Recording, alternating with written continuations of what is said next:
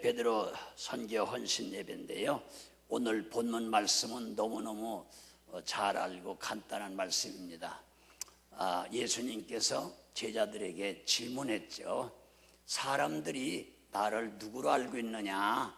그럴 때에 어떤 사람은 세례 요한이가 다시 부활했다고 하고요, 어떤 사람들은요 엘리야, 에레미야라고 하고요, 여러 가지 이렇게 이거저거 얘기합니다. 그러면 제자 된 너희들은 나를 누구로 알고 있느냐 하고 물었어요. 그랬더니 수제자인 베드로가 말했어요. 예수님, 주는 그리스도시요 살아계신 하나님의 아들입니다 하고 그렇게 고백했어요. 할렐루야. 그랬더니 주님이 너무 기뻐하신 거예요. 맞았다. 바요나 시몬아, 네가 참 나를 바로 알고 있구나. 그러시면서 그 칭찬했을 때 베드로가 얼마나 기뻤겠어요. 신났겠죠. 그렇게 신앙 고백을 올바로 하게 된 것과 또 우리 주님이 너무 기뻐하셔서 칭찬하신 걸 들을 때 대단히 기뻤겠죠. 사람들로부터 칭찬받아도 좋은데 너무나 신바람이 났을 거예요. 그때 예수님이 말씀하시기를 이제 이것을 안 것은 혈육이 아니야. 내 생각이나 내 지식이나 내가 연구해서나 그래서 한 것이 아니라 하늘에 계신 하나님 아버지께서 내게 알게 해준 것이다. 아멘. 그러니까 예수님을 올바로 안다고 하는 것은 그것은 사람의 지능 가지고 되는 것이 아니라고 하는 것입니다. 네. 그래서 마태복음 11장 27절에 보게 되면요, 바로 하나님 나라에서 온 예수님 이외에는 하나님을 알 자가 없고 또 하나님 아버지의 계시를 받는 사람 이외에는 예수님을 바로 알 자가 없다고 말씀하고 있어요. 아멘. 그러니까 하나님을 올바로 안다고 하는 것도 바로 예수님을 통해서만 바로 알 수 있어요. 왜 예수님을 통해서 바로 알 수 있죠? 예수님은 하늘에서 오셨고 예수님 자신이 땅 위에 오신 하나님이요. 그러니까 예수님이 하나님을 잘 알 수밖에, 당신이 당신을 아는 것이니까요. 그렇죠? 네. 그렇기 때문에 하나님을 안다고 하는 것은 예수님밖에 없는 거예요. 또 예수님을 안다고 하는 것도 하나님으로부터 임재하신, 하나님이 보내신 독생자의 자격으로 보냈기 때문에 보내신 분만 그 보낸 자에 대해서 잘 알 수 있는 것이지, 보내신 분이 아니게 되면 알 수가 없죠. 땅에서 보낸 게 아니고 하늘에서 보내신 예수님이기 때문에 믿으십니까? 오늘 이단들이 왜 생깁니까? 많은 이단들이 우리에게 혼란을 주고 잘 믿던 사람들을 지옥으로 끌고 가려고 무던히 애를 쓰고 있는데 그분들도 다 예수 믿는다고 그래요. 근데 왜 그렇게 불쌍한 이단의 사탄의 종들이 돼버렸죠? 그것은 예수님을 얘기하고 전도한다고 열심을 내고 충성한다고 하지만 예수님에 대한 것을 바로 알지 못해서 그런 거예요. 그러니까 여러분과 저는 이만큼 예수님을 올바로 알고 올바른 교회에서 올바른 목사님 밑에서 올바른 신앙생활을 한다고 하는 게 이게 보통 축복이 아니고 그게 우리의 선택이거나 우리의 지혜 지식이거나 우리의 연구로 된 것이 아니라 하나님께서 우리를 너무 사랑하시고 우리를 긍휼을 베푸시고 은혜 주신 걸 믿으시길 바랍니다. 아멘. 그러니까 예수님을 바로 우리가 알게 된 것이 100% 하나님 아버지에 의해서 깨닫게 하신 것이기 때문에 하나님 앞에 감사할 것뿐이지 내가 올바로 알았다고 해서 누가 칭찬한다고 해서 교만해지거나 자만한 일이 없어야 될 줄 믿습니다. 감사하죠? 네. 이단들도 다 예수 얘기하고 있어요. 이단들이 댕기며 전하는 것도 다 예수 전하고 있어요.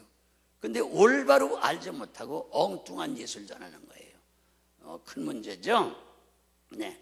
그러면 여러분과 저는 어떻게 신앙 고백을 합니까? 네.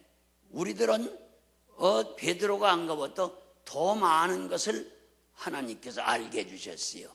우리가 신앙 고백 사도신경 하지요. 네, 첫째 하나님에 대한 얘기부터 하지요. 전능하사 천지를 만드신 분. 전능하셔서 천지라고 하는 것은 우주 만물을 다 얘기하는 거예요. 온 실존하는 우주 만물을 만드신 그 전능하신, 얼마나 어마어마해요. 저 빌딩을 만든 분이 아니고, 한국만 만든 분이 아니고, 태평양 바다를 만든 분만 아니고, 우주 만물을 다 만드신 전능하신 분. 아멘. 굉장한 분이죠. 그런데 그분이 누구요? 우리 아버지요. 우와, 가슴 벅차잖아요. 이게 우리가 보통 사람이 아니에요. 지금 그분이 우리 아버지라고요. 예? 그 아버지 잘 만나는 게 내 선택입니까? 빨리 얘기해 보세요. 부모 잘 택하는 게 내 선택이요? 내가 택하는 거예요? 아니에요. 가세요. 인간적인 세상에서도요, 부모를 잘 만나는 게 내가 선택하는 게 아니라니까요. 내가 선택한다고 하면 좋은 부모만 만날 수 있을 거 아니에요. 전혀 아니에요. 생각해 보세요. 네? 그런데 우주 만물을 만드신 그분이 내 아버지라니. 이게 얼마나 감격스러운지 숨이 막힐 지경이라니까요. 그러니까 사도신경 신앙고백 합시다 할 때 첫 마디가 나올 때는요, 환장하대요. 너무나 좋아서. 맞아요, 안 맞아요? 믿습니까? 내가 누구 자녀예요? 바로 그분의 자녀예요. 우주 만물을 만드신 전능하신 분의 자녀예요. 믿습니까? 옆에 분도 다 마찬가지예요. 그러니까 우리가 굉장해요, 안 굉장해요? 굉장하신 분이라군요. 인사 좀 하세요. 굉장하신 분이라군요. 아멘. 네, 굉장하신 분이에요. 할렐루야. 네. 자, 근데 그 베드로는 뭐라고 고백했어요? 자, 주님이라고 고백했어요. 주는 먼저 나죠. 주라고 하는 건 임금유라는 뜻이고, 임금주. 네? 같이 하세요. 임금주. 예수님은 임금이시란 말이에요. 한나라의 임금이면 만왕의 왕이에요. 우주 만물을 창조하신 그 자신이에요. 그렇기 때문에 주님은 왕일 수밖에 없어요. 예? 그리고 주는 그리스도시요, 그렇게 고백했죠. 그리스도라고 하는 뜻은 기름 부음을 받은 분이라는 뜻이에요. 그럼 기름 부음을 받았다고 하는 것은 옛날에 바로 하나님이 지시하셔서 세 가지 종류 사람에게만 기름을 부어요. 왕을 세울 때 기름을 붓고요, 하나님의 이름으로. 두 번째는 선지자를 세울 때 기름을 부으시고, 세 번째는 제사장을 세울 때 기름을 부으세요. 그러면 왕이라고 하는 것은 뭐예요? 모든 것의 소유권자예요. 통치자세요. 아멘. 바로 예수님은 모든 것을 창조하실 뿐만 아니라 소유하신 소유권자시고 통치하시는 분이요, 주님은. 믿습니까? 그래서 주님을 왕 중의 왕, 만왕의 왕이라고 하는 거 아니겠어요? 네, 그리고 선지자 중에 진짜 선지자시죠. 선지자도 가짜 선지자, 거짓 선지자가 얼마든지 있어요, 여러분. 그런데 예수 그리스도야말로 온전하신 선지자. 선지자라고 하는 것은 하나님의 말씀을 받아서 백성들에게 전달하는 사명을 하는 것이 선지자예요. 그러니까 예수님께서는 바로 이 하나님의 말씀을 이 땅 위에 전해서 바로 인간들을 구원하시기 위해 주님 오신 거 아니에요? 아멘. 그래서 주님은 대선지자고 온전한 선지자세요. 그리고 주는 그리스도요, 그 말은 바로 제사장을 세울 때 바로 기름을 붓는데, 제사장은 요새로 말하면 바로 목사님격이죠. 그러면 제사장은 뭐예요? 하나님 앞에 제사드리는 제주예요. 이제 모든 백성들의 죄를 담당하고 저들이 가져왔던 죄값으로 가져온 제물을 하나님 앞에 번제로 드리면서 저들의 죄를 사해 주시옵소서 하고 하나님 앞에 기원하는 제주가 제사장이거든요. 그러면 하나님께서는 그 제사장이 바치는 제물을 보시고 정성껏 죄인들이 용서받고 구원받기 위해서 드린 제물이 합당할 때는 하나님이 그걸 받아들이시고 너의 죄를 사했노라. 네 제물 정성을 다들여 바친 그 피 흘린 제물을 내가 받았다. 상달됐다. 너의 죄를 사한다. 그리고 사하는 것뿐만 아니라 네가 원하는 모든 복을 내가 주겠다. 그러면 그 응답을 받아가지고 제사장이 나와서 그 제물 드린 백성들에게 바로 죄 사한 것을 선포하고 하나님이 이렇게 복 주신다고 약속했다고 하는 것을 선언하고 그리고 축복해주고 하는 게 제사장이에요. 아멘. 그러니까 하나님과 인간 사이 중간에서 중보 역할을 하시는 분이 바로 제사장이라 이 말이죠. 그러니까 요새로 말하면 누구죠? 목사님 격이죠. 네, 예수님은 바로 그런 세 가지 사명을 띠고 이 땅 위에 오신 분이죠. 아멘. 그리고 우리가 그리스도 예수 그러는데 예수라고 하는 말은 하나님의 백성들을 저들의 죄에서 구원하셨다 그런 뜻이에요. 그러니까 그러면서 하나님은 살아계신 분인데 이 베드로가 고백하기를 하나님 살아계신 하나님 아버지의 독생자라고 하는 것을 정확하게 밝혔어요. 독생자라고 하는 것은 완전한 홀로 되신 하나님이 보내신 인간, 사람이라는 뜻이에요. 그러니까 예수님은 육체를 갖고 오셨기 때문에 완전한 사람이에요. 아멘. 사람과 똑같이 잉태되고 똑같이 태어나고 똑같이 성장하고 똑같이 살았고 똑같이 죽으시고 우리와 똑같은 사람으로 나타나신 거예요. 그러나 예수님은 완전한 사람인 동시에 완전한 하나님이신 걸 믿으시길 바랍니다.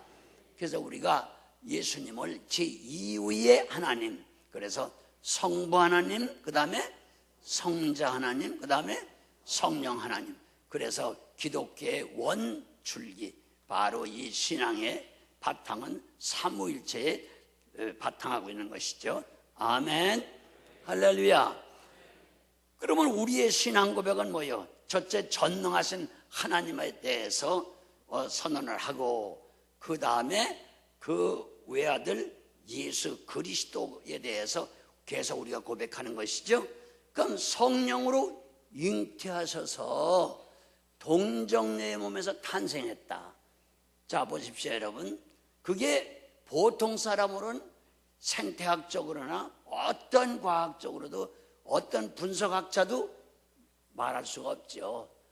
어떻게 남자가 아닌 성령으로 잉태하느냐. 그것도 미스가. 그리고 어떻게 미스가 남자를 전혀 관계하지 아니한 그러한 사람이 어떻게 아기를 낳을 수 있느냐. 인간의 지능으로는 전혀 알 수가 없어요. 그러나 분명히 예수님은 바로 동정녀에게서 탄생하신 것을 믿어야 됩니다. 이게 신앙의 기초입니다. 예수님에 대한 기초. 그것이 기초가 흔들리게 되면 다른 것은 다 무효가 되어버려요. 그러니까 첫째, 예수님은 성령으로 잉태해서 동정녀에게서 탄생하셨다. 아멘. 그리고 우리 인간의 죄를 대신 담당하고, 그럼 대신 담당하면 죄의 결과 그 값은 사망 아니에요. 그러니까 예수님이 대신 죽은 거 아니에요? 예수님이 죄가 있어서 죽었어요? 내 대신 죽으셨어요? 네, 그것을 가지고 우리가 신학적으로 대속제물이 되셨다 그런 거예요. 그러니까 예수님이 대속제물이 되셨는데 어디서 죽으셨느냐? 십자가에서 죽으셨다. 그래서 예수님 첫째는 동정녀 탄생이고 두 번째는 십자가에서 대속의 죽음을 죽으시고, 그럼 죽으시면 사람들은 화장하든지 매장을 해요. 그런데 예수님도 무덤 속에 장사들 했는데 3일 만에 뭐 했어요? 부활하시고 또 40일 후에 승천하셨어요. 그러니까 대속의 제물이 되시고 부활해서 승천하셨다 하는 것을 우리 잊어서는 안 돼요. 그렇죠? 같이 하세요. 동정녀 탄생, 대속의 죽으심, 부활 승천. 그 다음에 우리 담임 목사님이 예배 시간 때만 말씀하시죠. 예수님은 반드시 다시 오십니다. 그러시죠? 네? 네, 그러니까 재림이에요, 재림. 그러면 예수님이 오시면 이 세상을 뭐 하신다고? 첫째, 심판하세요. 따라하세요. 재림, 심판. 네 가지에서 하나를 빠지면 안 돼요. 이 네 가지가 철저히 기초가 돼야 돼요. 네. 근데 이단들은 이 중에서 많은 걸 빼먹고 있죠. 네. 네. 어떤 이단인지 이 네 가지를 정확하게 하질 못해요. 우리는 이거 분명히 하셔야 돼요. 그러니까 여러분과 나 같은 분은 신앙 고백할 때마다 그 뜻을 분명히 하셔야 돼요. 아, 저 사람이 이단이다, 아니다 하는 건 금방 판단돼요. 신앙을 고백해보라 그러면 그 사람들은 신앙 고백을 안 합니다. 아시겠어요?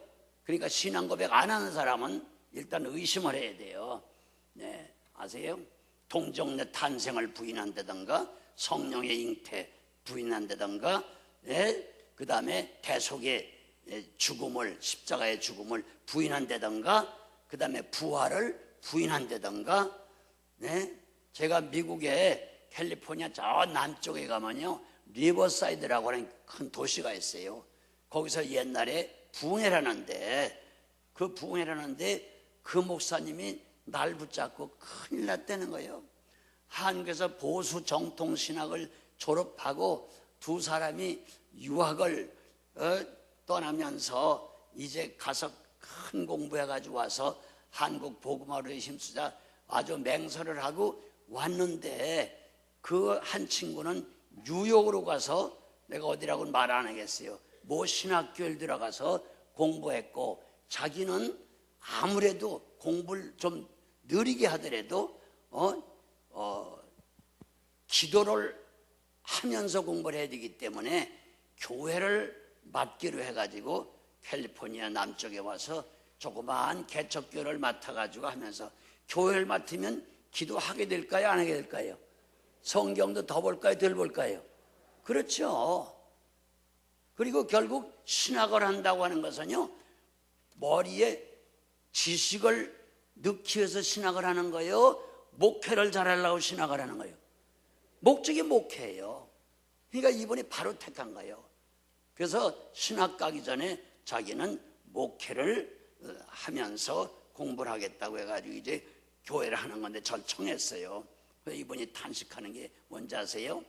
목사님, 얼마 전에 우리 부활절이 있었죠?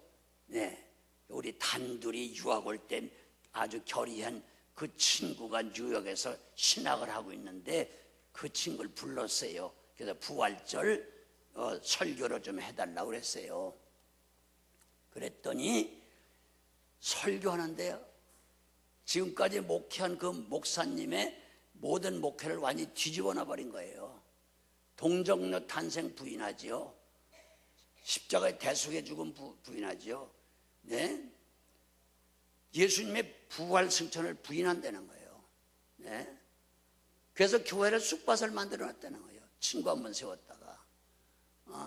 그래서 그냥 너무나 속이 상해서 부활절 예배 말만 부활절 예배지 끝나가지고, 아니 부활절 예배 부활설교라는 거 부활을 부인하면 어떡하냐 하니까, 아이고 당신도 나처럼 그 유학하러 왔으면 뉴욕 모 신학교에 가서 공부를 제대로 했으면 나같이 될 거요. 근데 당신 공부를 안 하고 와서 그냥 한국 신학 배운 그대로만 목회를 했구먼. 그러더라는 거예요. 그러면서 공부를 했으면 공부를 해요 그러더래요. 그래서 당신같이 될까 나 공부 이제는 안 하겠어. 그래가지고 섭섭하게 해줬다 그러더라고요. 여러분, 이게 저는 통계를 안 내봐서 모르지만요, 대개 미국의 목사님들 얘기하면요, 미국 교회의 목사님들 가운데 40% 이상이 부활 승천을 부인한다는 거예요. 동정녀 탄생은 70%가 되고요, 부인하는 게. 어떻게 생각해요? 그런 목사님들한테 걸렸다고 하면 결국 예수를 바로 하는 거예요, 잘못하는 거예요? 잘못 알면 지옥 가는 거예요. 예수님을 통해서만 천국 가는 거 아니에요? 믿습니까? 네. 분명히 아셔야 돼요. 예수가 천국 가는 길이에요. 그럼 길 잘못 들면 엉뚱한 데로 가는 거 아니에요? 네. 나는 길이요 진리요 생명이라 나로 말미암지 않고는 하나님 아버지에게 올 자가 없다고 분명히 요한복음 14장 6절에 기록하고 있잖아요. 있습니까? 근데 그 예수로 말미암자고는 안 되는데, 그분이 천국 가는 길인데 그분의 길을 비켜가면 어떻게 되는, 길 잘못되는 거죠. 평생 믿는다고 해도 지옥 가는 거예요. 왜? 누굴 잘 몰라서? 예수님을 올바로 모르기 때문에 말이죠. 그래서 하나님도 얼마나 안타까운지 호세아 4장 6절에 이렇게 써 있어요. 내 백성이, 물어봅시다. 하나님이 내 백성이 그러는 건 믿는 사람이 안 믿는 사람이? 믿는 사람이.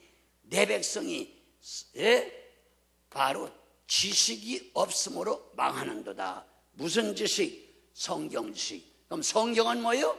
모든 성경은 예수를 증거하는 말씀이에요. 믿습니까? 네. 그것이 얼마나 여러 번 써 있어요. 네. 요한복음 1장 45절에 또한 5장 39절에 네. 또 누가복음 24장의 여러 곳에 똑같은 말씀이요. 네. 모든 선지자와 모든 율법, 모든 시편, 모든 성경이 나를 가리켜 기록한 것이니라. 나를 증거한 것이니라. 믿습니까? 좀 그러기도 했어요. 예수님 말씀하세요. 성경이 다 예수님 얘기예요. 그런데 그 예수에 대한 얘기인데 성경이, 그러니까 내 백성이 성경 지식이 없으므로 망하는도다. 예수를 몰라서, 예수에 대한 지식을 몰라서 망한다는 거예요. 믿습니까? 그러니까 교회를 다니고 목사님을 만나고 신앙생활을 평생 한다고 해도요, 예수를 잘 모르면 겨울 지옥 가는 거예요. 네? 길 잘못되는 거예요. 그러니까 여러분과 나는 수지 맞았어, 안 수지 맞았어요? 보통 수지 맞은 게 아니에요. 그러니까 언제든지 아세요. 어디 가서든지 신앙 고백을 부인하는 사람은 그건 바로 사탄의 종들이에요. 아시겠어요? 네. 참 기가 막히죠. 네. 그렇기 때문에 바로 알아야 돼요. 아멘. 아멘. 그래서 호세아 6장 3절에는 여호와를 알자, 힘써서 알자. 그리고 6장 6절엔 뭐라고 써 있는 거 아니? 보십시오. 너희들이 나에게 번제 바치는 것보다 하나님을 바로 알길 원하신다 그랬어요. 믿습니까? 같이 하세요. 번제사 드리는 것보다. 그 말은 뭐예요? 예배 100번 1000번 드려도 예수님 하나님을 제대로 알지 못하고 드리는 건 헛수고하는 거예요. 여러분, 무당 판수 같은 사람들, 저 우상 섬기는 사람들, 선왕댕이 가서 떡 해놓고 자는 사람들도 하나님께 빌어요. 돌멩이 복 주세요라고 빌어요. 빨리 하나님 찾아요, 그 사람도. 근데 우리가 성경에 기록한 그 하나님, 그 예수님을 찾는 게 아니라니까. 하나님 소리는 똑같이 불러도 하나님 부르니까 우리가 똑같은 하나님인 줄 착각해서는 안 돼요. 믿습니까? 신앙 고백이 정확하지 않으면 그건 이단이에요. 믿습니까? 네. 그렇기 때문에 지금 이단들이 자꾸 늘어나요. 내가 많은 교회 다니며 국내에 볼 때에요, 신앙 고백을 전혀 안 하는 목사님들 많아요. 네. 일주일 부흥회라도요, 신앙 고백 안 하는 교회는 숱하게 많아요. 주기도문 안 하는 교회도 자꾸 늘어나요. 주기도문 주님이 가르친 기도 아니에요? 믿습니까? 이건 일단 저는 몰라서 그렇지 그건 이해가 돼요. 그러나 가르치지 않으니까. 큰일 나죠. 그러나 그런 교회는 안 돼요. 신앙을 고백하고 바로 주기도문을 제대로 안 하게 되면 그건 완전히 잘못된 거예요. 믿습니까? 네. 여러분 놀라지 마세요. 목사님들 가운데 세상에 동정녀 탄생을 부인하는 사람이 70%가 된다고 하는 게 이게 말이 됩니까? 우리나라에도 얼마든지 있어요. 목사님들 가운데. 네. 동정녀 탄생, 대속의 십자가의 죽음, 부활 승천, 재림 심판 이거 부인하는 사람들. 네. 그렇기 때문에 우리는 잘 알아야 돼요. 같이 하세요. 예수를 바로 알자. 힘써서 바로 알자. 아멘. 우리가 예수 믿어서 뭐 한다고요? 영생을 얻는다고 그랬죠. 할렐루야. 누구든지 저를 믿으면 멸망치 않고 영생을 얻으리라. 우리가 그렇게 말하고 있어요. 믿으십니까? 그러면 영생이 뭔지 요한복음 17장 3절 한번 찾아보세요.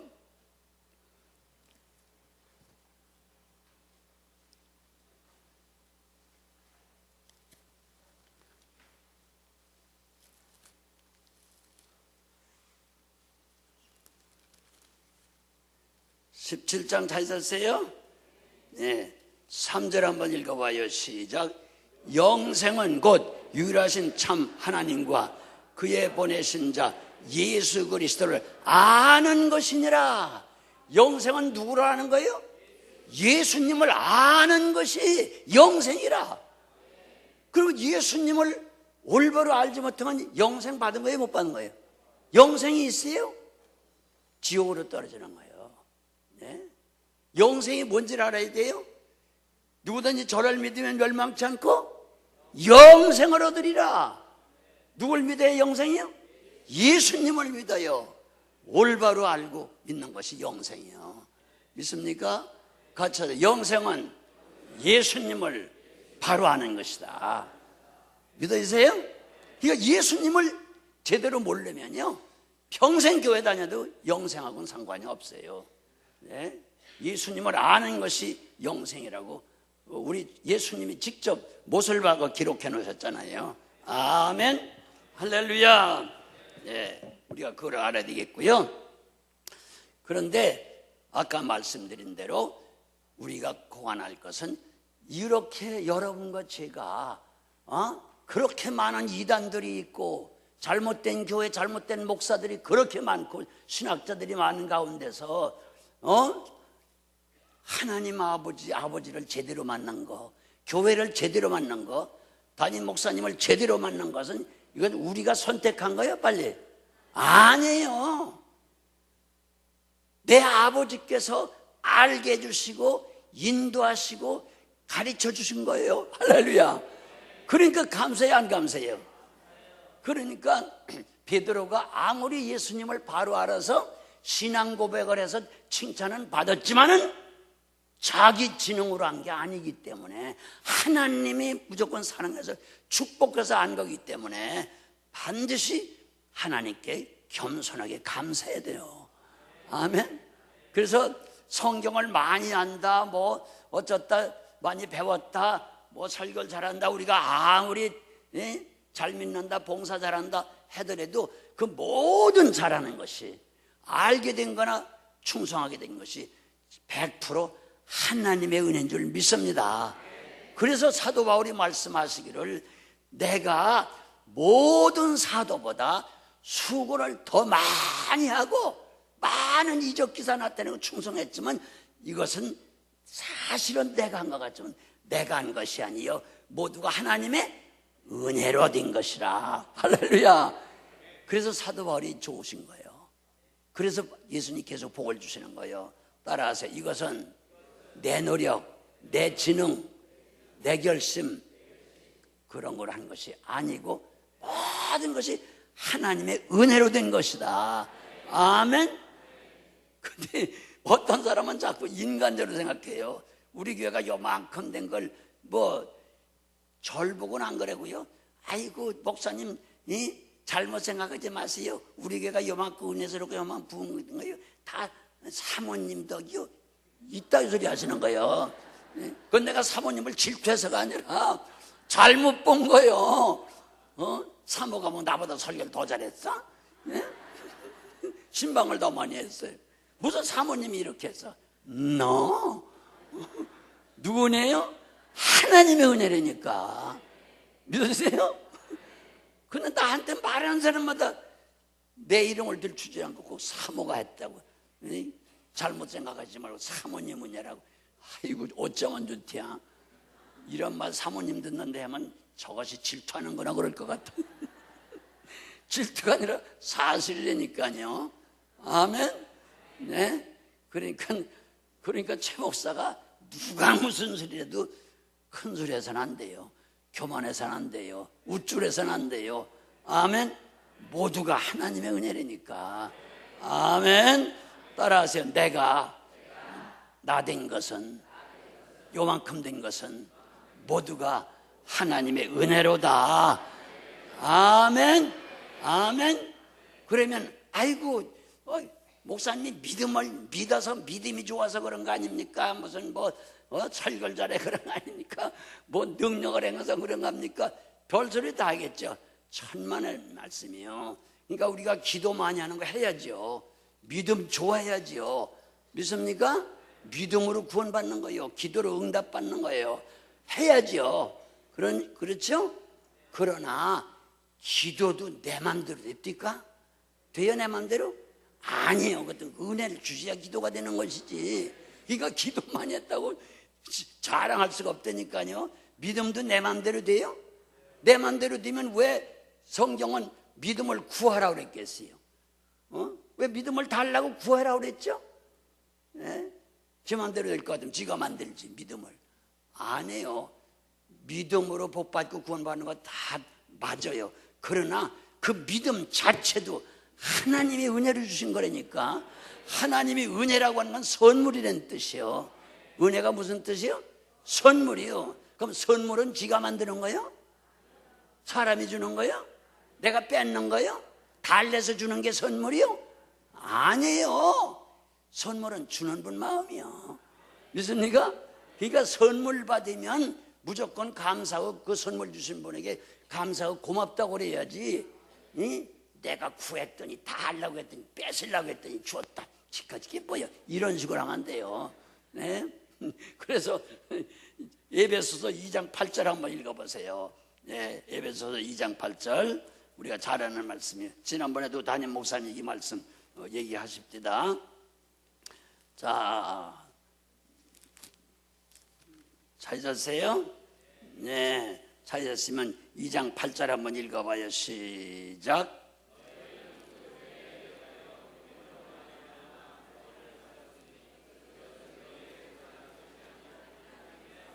예, 거기 보면 믿음으로 말미암아 구원을 얻었나니. 틀림없죠? 믿음으로 구원받았죠? 예, 얻었나니. 그러나 이 믿음 자체, 너를 구원받게 한 믿음 자체가 너에게서 난 거라고 그랬어요? 너에게서 난 게 아니라 누구예요? 하나님의 선물이라는 거예요. 하나님의 은혜라는 거예요. 선물은 우리 노력으로 얻는 게 선물이 아니에요. 대가로 얻는 게 선물이 아니에요. 무조건 나를 좋아하시고 예뻐하시고 사랑하시기 때문에 그냥 무조건 공짜로 주는 게 선물이에요. 그러니까 우리는 하나님 앞에 감사해야 되잖아요. 아멘.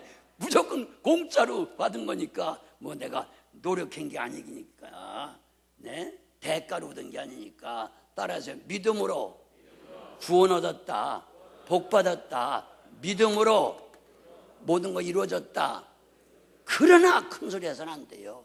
그 믿음이 내게서 난 것이 아니라 누가 주신 선물이요? 하나님이 주신 선물이다. 아멘. 그러니까 우리는 기도를 많이 하든지 설교를 많이 하든지 능력을 행했든지 봉사, 충성, 헌금을 떼돈을 했다고 할지라도 그렇게 하게 하시니가 누구요? 하나님이시고 하나님의 선물로 받은 믿음이기 때문에 절대로 나를 내세우거나 교만하고 자랑하면 안 된다니까요. 믿어주세요? 네? 그러니까 우리는 전부 그냥, 그래서 사도 바울이 말씀하기를 내가 하나님께나 모든 사람에게 빚진 자로다. 뭘 줬어요? 빚진 자요. 맨날 설물만 평생 받고 사니까 빚 졌잖아요. 빚 갚으려면 그건 우리가 힘으로 못 갚아요. 네? 죽도록 충성해도요. 그럼 물어봅시다. 빚진 사람이 큰 소리 할 수 있어요, 없어요? 근데 왜 큰 소리들 하는 거예요? 맨날 이 사람 저 사람 하나님 앞에 빚만 지고 사는 사람이 어떻게 큰 소리하고 건방지고 교만할 수 있어요? 그렇잖아요? 맨날 빚만 지고 다니는 사람이 어떻게 자랑할 수 있어요? 맞아 안 맞아요? 그러니까 끝까지 겸손할 수밖에 없다니까. 맞아요 안 맞아요? 네, 놀라운 얘기예요 여러분. 그런데 세상에 그 예수님을 올바로 알게 하시니까 네가 아니라 바로 하나님 아버지가 알게 하셨다. 그래 놓으시고 한 소리가 뭐예요 예수님? 그러나 하나님 아버지가 아무나 알게 하는 거 아니잖아요. 맞아요 안 맞아요? 선물은 아무에게나 주는 게 아니잖아요. 네?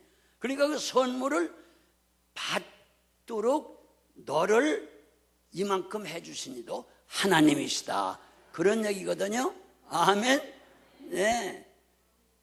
그렇기 때문에 우리가 끝까지 겸손하고, 베드로가 실수도 많이 하고 잘못도 많이 하고 맹서도 많이 하고 헛맹수도 많이 하고 그랬지만요, 베드로의 장점이 있어요.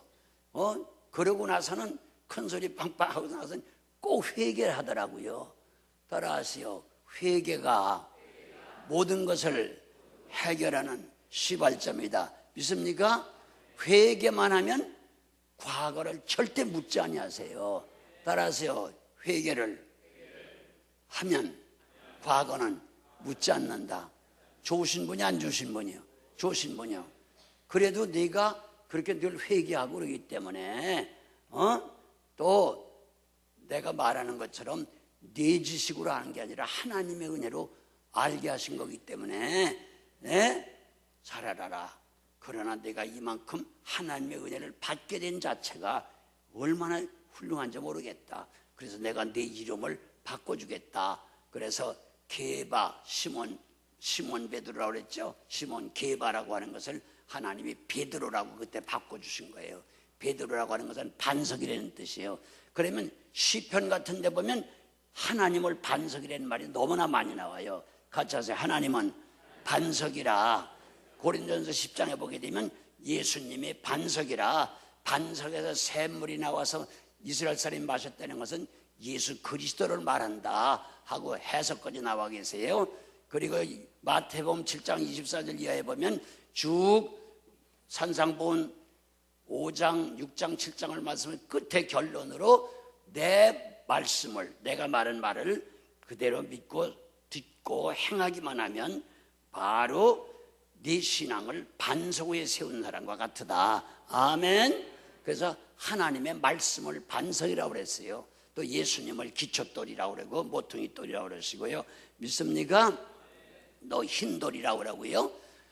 그러면 크게 말하면요, 같이 하세요. 하나님, 예수님, 말씀, 이 반석이에요. 그런데 베드로라, 너도 반석이다. 할렐루야. 믿습니까? 우리도 예수님 닮는 거 아니에요? 예수님이 하나님의 아들이면 우리도 하나님의 아들이에요. 믿습니까? 예수님이 영생하도 우리도 영생 얻는 거예요. 믿으시죠? 네. 예수님이 반석이면 우리도 반석이에요. 믿습니까? 그러니까 예수님을 올바로만 알게 되면 오늘 이 시간에도 여러분과 저는 하나님으로도 반석으로 인정을 받아요. 아멘. 반석으로 인정을 받으면 하나님께서는 집을 세우되 어디다 세워라? 반석 위에 세워라. 그러니까 신앙을 올바로 고백하는 그 사람을 기초로 해서 교회를 세우는 거예요. 그 반석이라고 말씀하시고 이어서 하신 말씀이 뭐예요? 자, 내가 내 교회를 이 반석 위에 세우겠다. 너를 기초로 해서 이 교회를 세우겠다 이거예요.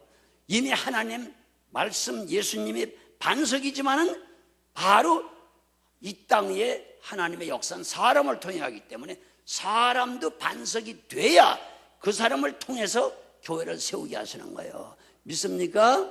네, 저와 여러분이 다 오늘 반석인 줄 믿으시길 바랍니다. 반석이에요? 예, 반석. 그렇기 때문에 베드로라고 하는 게 무슨 뜻이라고요? 반석이라는 뜻이라니까. 하나님의 이름과 같은 거예요. 하나님이 반석이요, 예수님이 반석이요, 말씀이 반석이요. 그러니까 베드로 선교회는 얘기할 것도 없이 이름 그대로 반석이요. 그러니까 베드로 선교회를 기초로 해서 이 교회가 날로 부흥돼야 돼요. 아멘. 했겠다. 네, 아멘. 네. 아까 뭐라고 말씀했어요? 네, 자신 있게 이제 뭐든지 하겠다고 그렇게 난 들렸는데, 네, 반석이에요. 그럼 반석 위에 교회가 세우게 되면 어떻게 돼요? 그 다음에 예수님 말씀하셨죠? 내가 내 교회를 세운다. 그러니까 교회는 누가 세우는 거예요? 예수님이 세우는 것이고. 누구 교회예요? 예수님의 교회예요. 예수님이 내가 세운다, 내 교회를 세운다고 그랬기 때문에 사람의 교회가 아니에요. 교회는. 믿습니까? 그래서 교회를 주님의 몸이라고 그러잖아요. 따라서 교회는 내 몸이다. 교회 머리는 예수님이시요. 믿습니까? 그래서 교회가 반석 위에 세워지는 거예요. 그런데 반석 위에 세우게 되면 음부의 권세가 이기지 못한다 그랬잖아요. 예? 마귀라고 하는 것은요, 이 교회 때문에 망하는 거거든요. 마귀가. 그러니까 마귀가 맨날 연구하고 행하는 것이 교회를 무너뜨리게 하는 거예요. 교회 무너뜨리는 것은 뭐 교인 수천 명 수만 명이라고 그거 다 일일이 댕기면 무너뜨릴 거 없어요. 그 교회의 담임 목사만 무너지면 교회 무너지는 거예요. 맞아 안 맞아요? 네, 그거 아셔야 돼요. 그렇기 때문에 잘 들으셔야 돼요. 그래서 바로 그 교회의 담임 목사님이 반석이기 때문에, 아멘. 언제나 사탄은 반석을 무너뜨리기 위해서 공격을 하는 거거든요. 이걸 막아야 돼요. 아멘. 네, 작은 반석들이, 교인들이, 네, 그러면 반석 위에만 철저하게 세워지게 되면 음부의 권세가 이기지 못한다. 그래서 예수님이 마태복음 7장 24절 5절 6절에 하신 말씀을 그거예요. 뭐냐? 음부의 권세가 이기지 못하는데 그 음부의 권세는 몇 가지냐? 크게 세 가지로 온다는 거예요.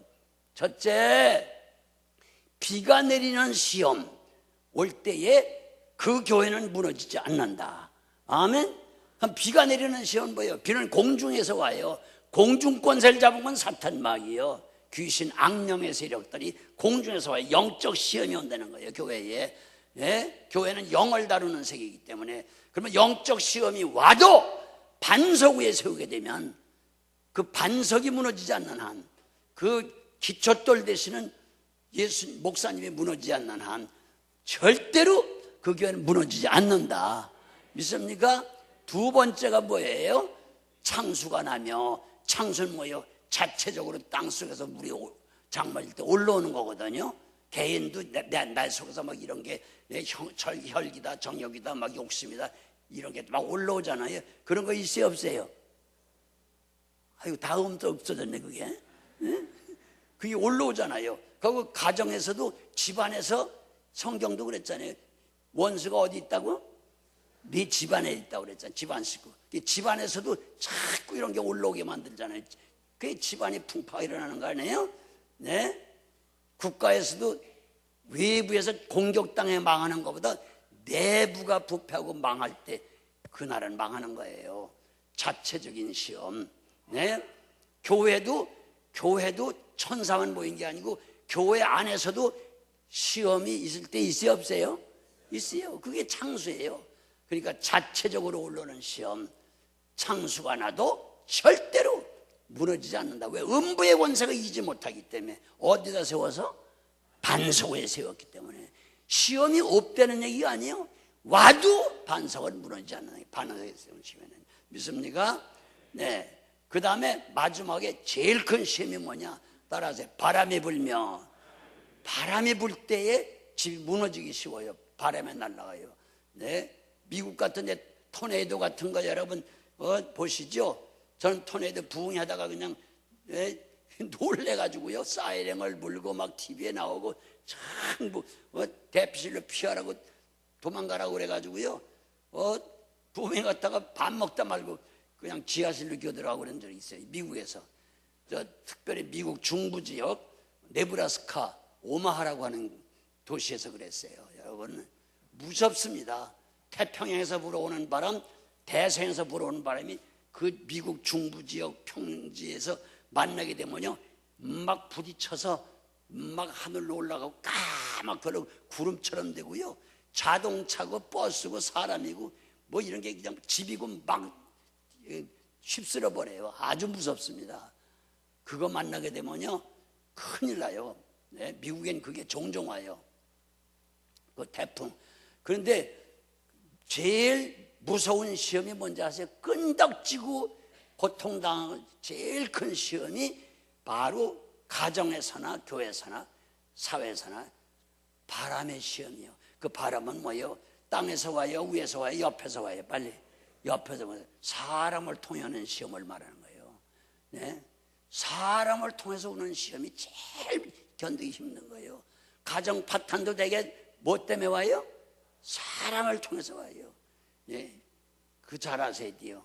교회도 세웠다 잘 된다고 교회가 무너지는 교회들이 있어요, 없어요? 있어요. 왜 그래요?